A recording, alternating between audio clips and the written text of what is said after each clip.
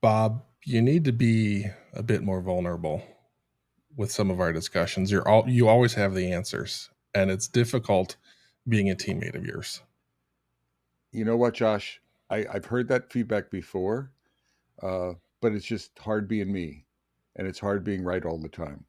Was that vulnerable enough for you? Yeah, that was pretty vulnerable. Well, here's the thing: we have a whole episode that's following this that's going to show you how to be vulnerable as a leader, and I think it's going to change everything for you. Maybe I should listen. Maybe. Welcome back to the Metacast. We are here with another guest. Davidson has joined us talking all about leadership, and I think we're going to focus in on vulnerability. So, first, let's meet Davidson, then we'll hop into the content. Awesome. Thanks for having me, guys. Always a pleasure. It's always respect consistent podcasters. I've done close to 300 episodes now, so it's certainly not easy. The first 20 were scary and god awful, and then the next 150 were just awful, and then the last 100, I was like, okay, this is kind of better, but yeah, it's always very vulnerable. So I appreciate. We have no idea what you're talking about. That doesn't ring a bell at all. But it takes a special certain someone to like just bear it out there and just like be consistent. So I really appreciate you guys having me on here. All right, so let's talk about vulnerability. This is something, as we were talking before the episode, trying to figure out where we can focus our 20 to 30 minutes to give every viewer and listener something to walk away with. So, vulnerability was really the thing and the power of it. So, Davidson, what have you seen that does work, doesn't work, that's helped you really want to focus on this? Yeah. It it's weird because I feel like I went to this weird making amends part where I was like diving deep into my shadow. So it's interesting, right? And, like I went to all these seminars and there's all these like public speakers, and there was a guy named Ian Koniak who like talked a lot about his addiction to porn and strip clubs and alcohol and all this stuff. And he's someone who's made millions of dollars in tech sales. He was the number one guy at Salesforce. And when he spoke really openly about that, that was the first time where I was like, man, this leader, this guy who there was 100 people in the room, and he just let it all out there. He just said, hey, like, I was a horrible husband. I was going to strip clubs. I was partying, and like I was addicted to dopamine hits, and that was the wake up call when I was like, man, like that I need to be more vulnerable like this guy. So now all of my posts, like all of my content, I usually start off with sharing some sort of insecurity or some sort of something that I whether I failed at something or I wronged someone or I cheated on an ex girlfriend or whatever.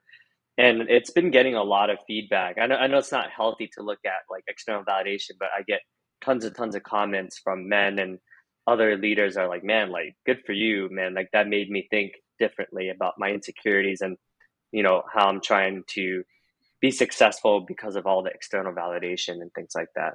So that's what really inspired me to write a lot more about my vulnerabilities in the context of leadership. Yeah, and we're in the business of helping people, so getting that validation is almost like the feedback that we need to know that we are achieving the goal of actually helping people. So I wouldn't beat yourself up about that. Like otherwise, how else do you know? Like if you don't get the feedback, then maybe like as we've talked about before, no one's paying attention. So Mm, you're putting all this effort in to try and help somebody mm, and no one's being helped. So even that negative response, someone's taking that time to listen and contemplate and say like, "Hey, Davidson, this is what I think." mm, While that might not be a direct help in that moment to them, that at least gets that mind churning and the wheels going and is gonna drive some positive change. mm. So as leaders, Bob and I, we've both been down this path, and Bob and I have been pretty open about being open in the past, and that's served me well just in showing people that um, this VP or CXO is actually a human and they care and Mm. things matter and they have feelings. And I know that's um, given me a lot of help throughout the tough times and the difficult times. Bob, what about you? Do you have any good stories that fall into that realm? Well, I mean, I don't make very many mistakes. and I'm quite perfect. So no, so it's really hard for me to show vulnerability, uh, and my ego is incredibly large as well.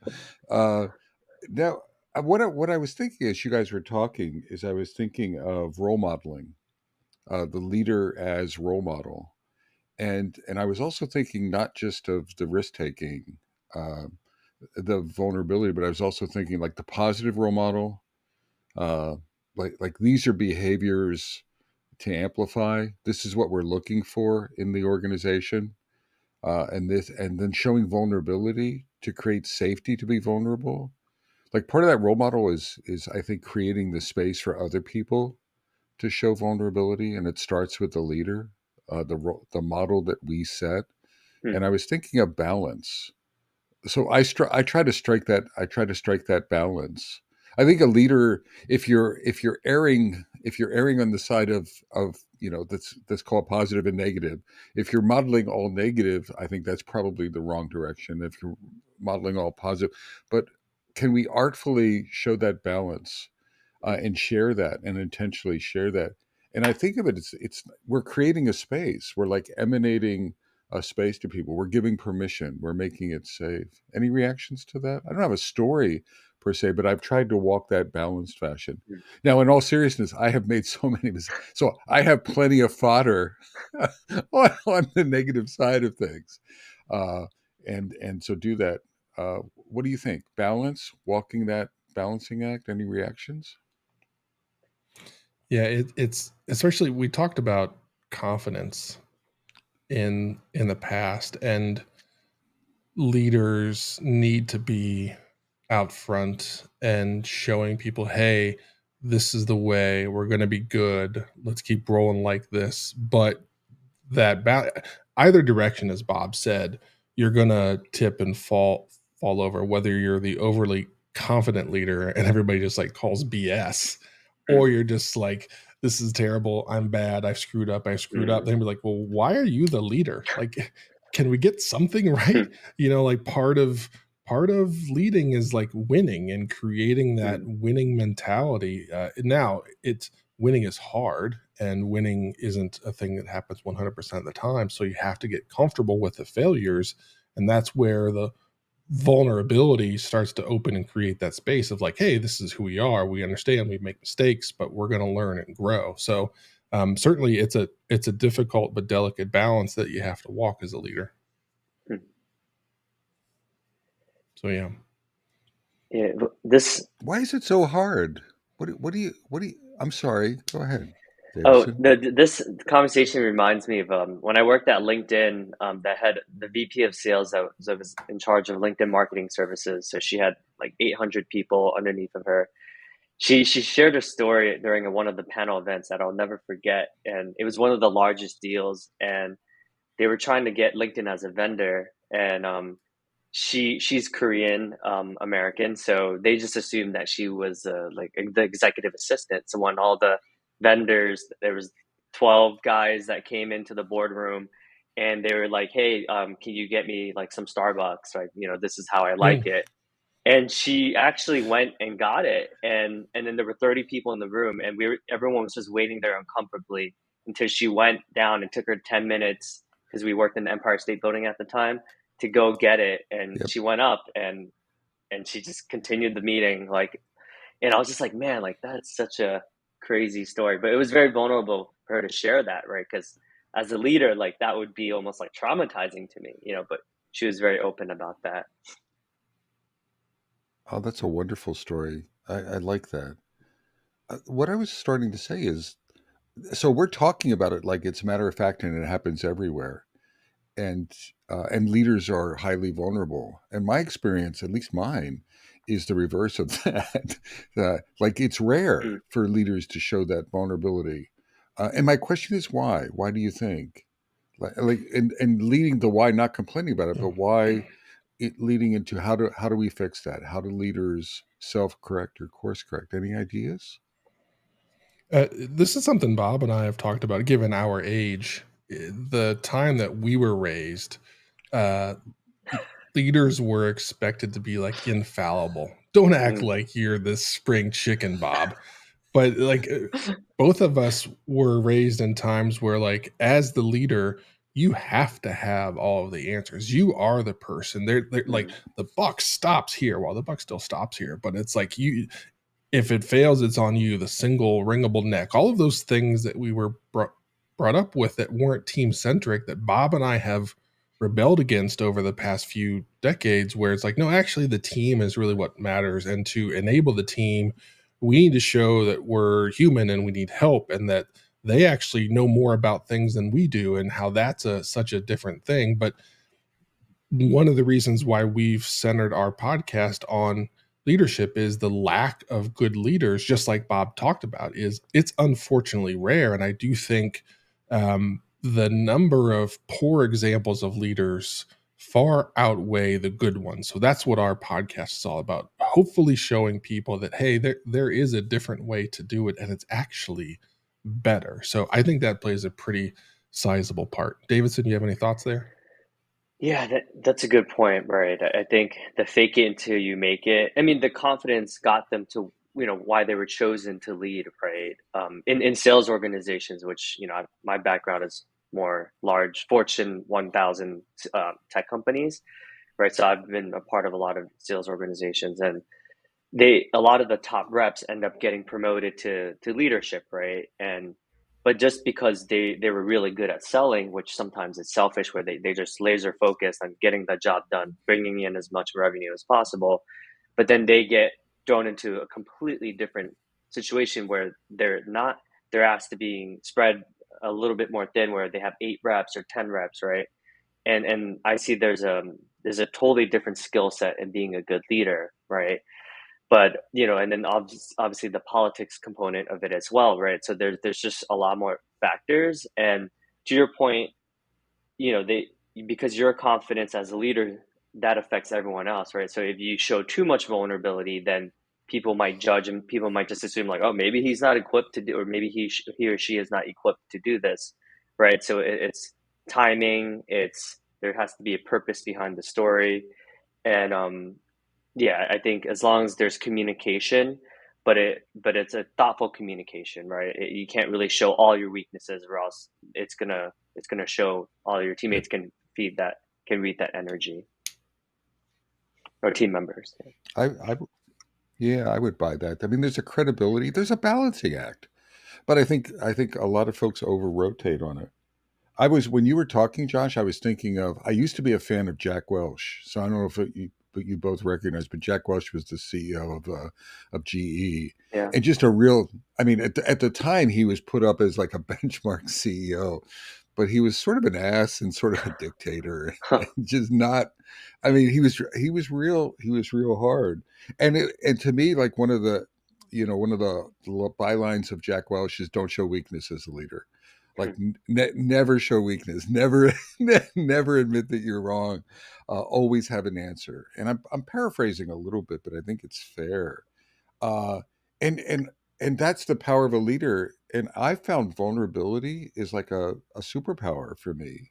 Sometimes I lean into it, and I'll admit that I don't know something or a mistake. I'll almost fake it.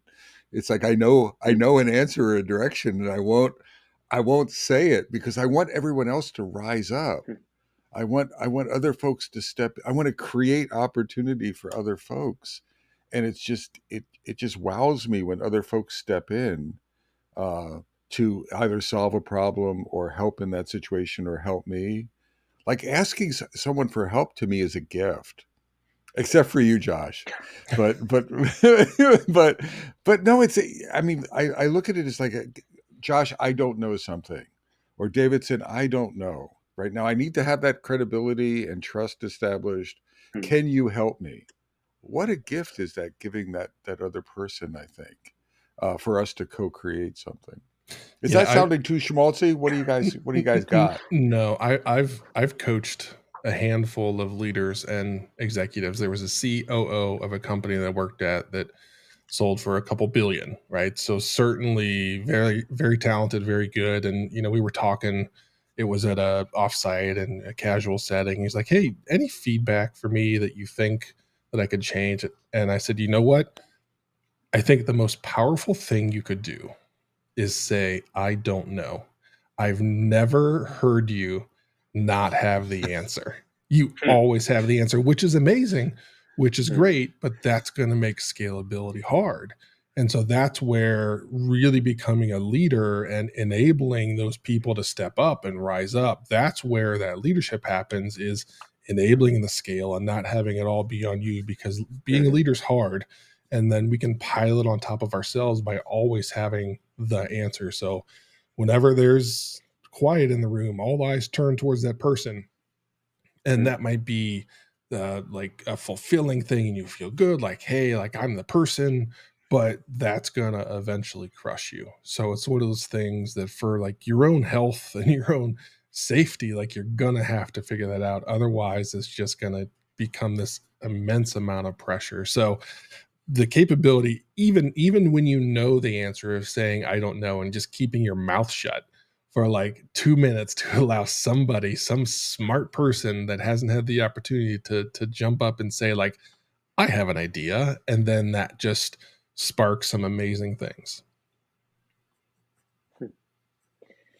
Yeah. All right, Davidson, you had something there. Yeah, no, I love what you're saying, right? It's I mean, it sounds cliche, but people always say like you don't want to be the smartest person in the room, right? So it's just how can I leverage the talents of my teams and find and have a diversified team where everyone has different skill sets, like different contributions, and just the diversity of thought and opinions, and it just leads to a like much richer and it's also like discerning, right? It's like some people are really good at like vision, and some people are good at execution, right? So it's just also being able to know what your team's strengths are and then coach them around their blind spots as well, right? And how can you do that in a way that lands so that they don't it's not too much all at once. That's a beautiful point. I like that a lot. As we were talking, Josh, there was an author, James Surowiecki, came to mind, and he wrote a book. It's maybe a decade or more ago, called "The Wisdom of the Crowd." And I was thinking one of the quotes, the key quote was, "The wisdom of the crowd always trumps the lone genius." And that to me is the point. Now, it's not to not have the genius. It's not like you're not trying to dumb yourself down. So you are what you are as a leader, but it's, can you activate, because there's always more intelligence in the group if you can mine it in an effective way. And he had a bunch of stories around that sort of proved that point. Yeah, one of the things that, the you don't want to be the smartest in the room, um, but sometimes you are. And then how do you operate in that manner where, yes, you're the smartest person in the room, but that's not the operational needs. We need, as Bob talked about, we need to engage all of the brains. The sum total of all those brains is going to be infinitely more than any single genius. That, well, maybe Einstein or somebody like that. I don't know. Maybe that's the one exception or something like that. But in your common everyday business, like, yes, you might be the smartest person in the room, but you have to find a way to tap into all of those brains, because, as Bob said, just the sum of all of that talent and experience is just massive. So you're almost foolish if you don't use that. Otherwise, you're going to limit the opportunity for you guys to win. But the vulnerability is that vulnerability and that situational awareness is the way to activate, or an aspect of that. Now there may be other geniuses, Josh. Like Elon. You do love Elon, I, right? Yeah. I do. No, no, no. I'm going to withdraw that. I threw it out there, and I'm going to bring it back. All right. Yeah. So, Not a fan. Bob is, that's for uh, sure. no, no, just it's all good. It's all good. Yeah. What Okay, else do we so want to explore on the I, topic, Josh? I What do would you like got? to like try and package this up.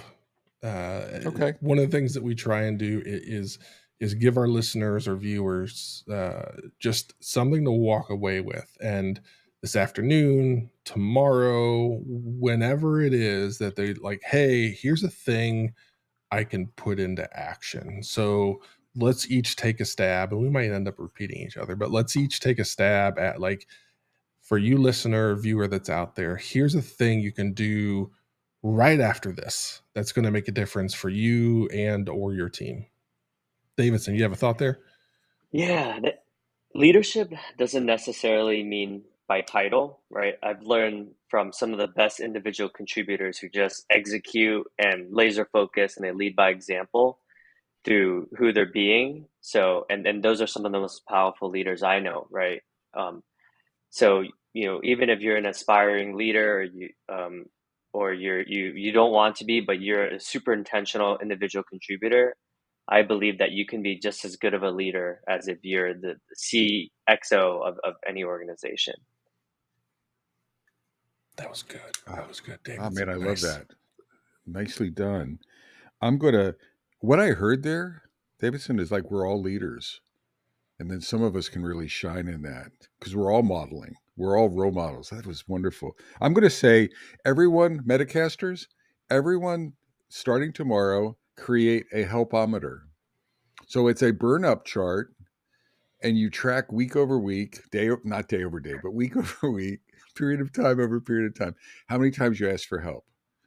If you're flatlining at 0 for, let's say, 6 months, you got some work to do, my friends.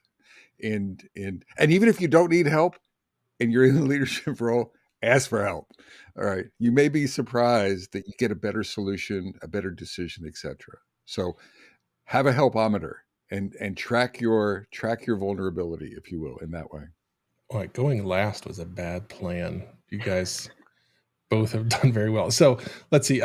The challenge I would throw out for folks is, when you have the answer in a meeting or in Slack or something, just hit pause.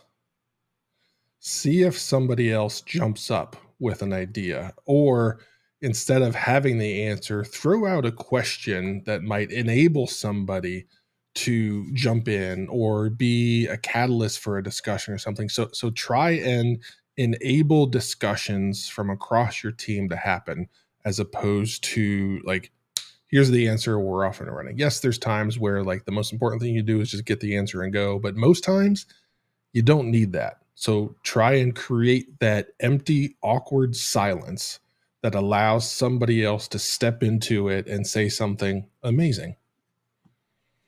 I feel good, God. Bob. I feel good. I think that was like 3 mic drops. For God's Yeah. I was scared when you opened it up. I was like, holy crap, we're going to have a challenge here. I think we nailed it. Davidson, nicely done. Yes. All right.